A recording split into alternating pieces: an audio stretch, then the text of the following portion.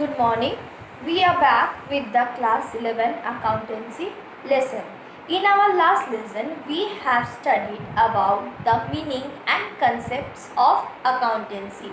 Let's follow what we will learn in today's lesson. In today's lesson, we are going to learn about some topics from chapter number 1, that is Introduction to Accounting. Let's move on to the chapter. Hello everyone. In today's lesson, we will learn about characteristics or qualitative characteristics of accounting, process of accounting or accounting cycle, objectives of accounting, functions or role of accounting. And the last topic of this lesson will be bookkeeping, accounting and accountancy. Let's start with characteristics of accounting.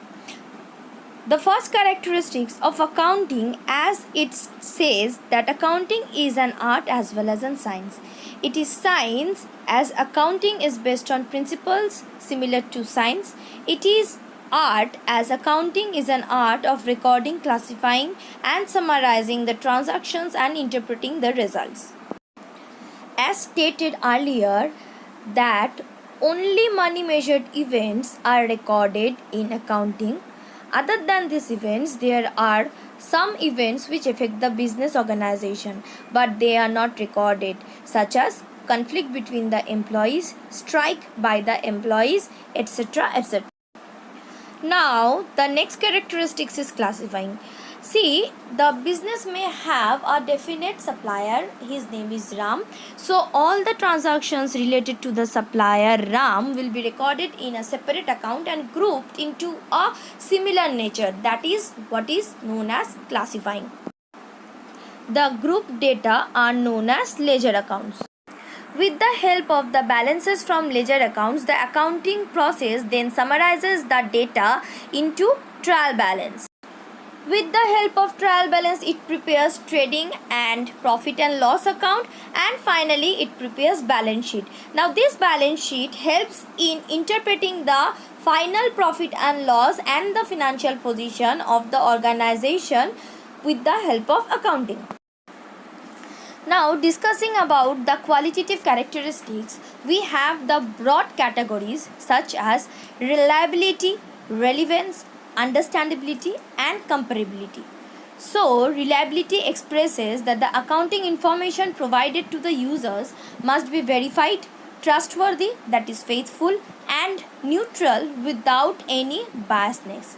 Next, discussing about relevance, we can say that the information should be available on proper time so that it has a proper value or dedicative value, and the information should help in decision making. Next, understandability explains that there should be some sense or meaning of recorded information. Useless information need not be recorded.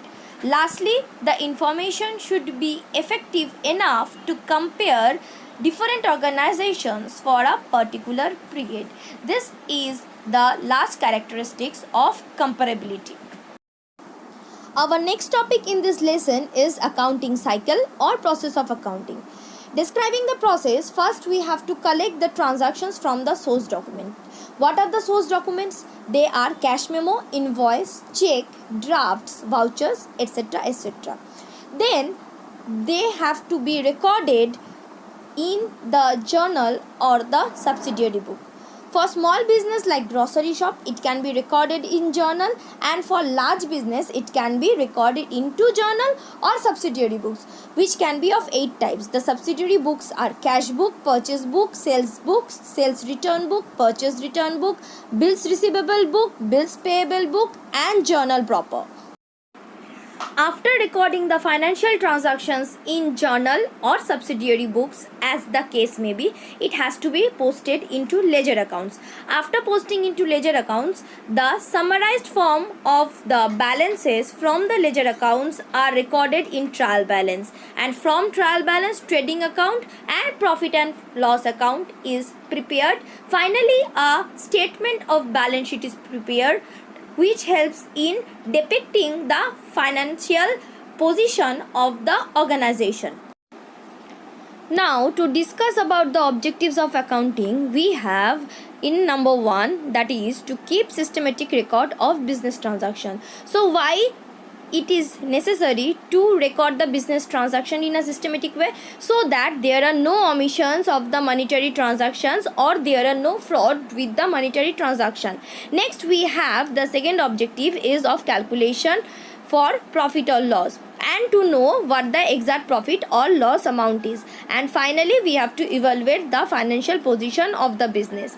Third and fourth, we can say that it requires for the business organization to evaluate the progress of its activities, that we can calculate with the help of accounting.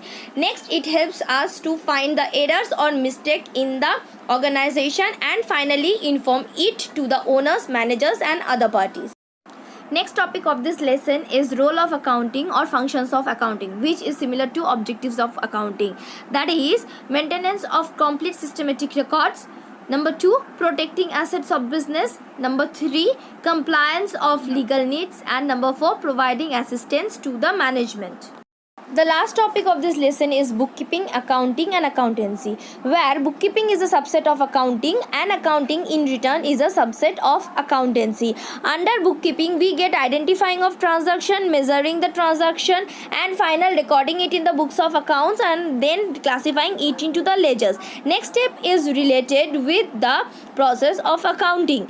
In process of accounting, we get summarizing the ledger accounts into trial balance and then preparation of trading and profit and loss account, final the balance sheet, then from the balance sheet results are derived which is interpreted to the users of the accounting information. The last point of this topic is accountancy, which is an entire body of knowledge regarding the theoretical practices of the accounting information, its principles, its concept, its conventions and the theory of the accounting and the basis of accounting.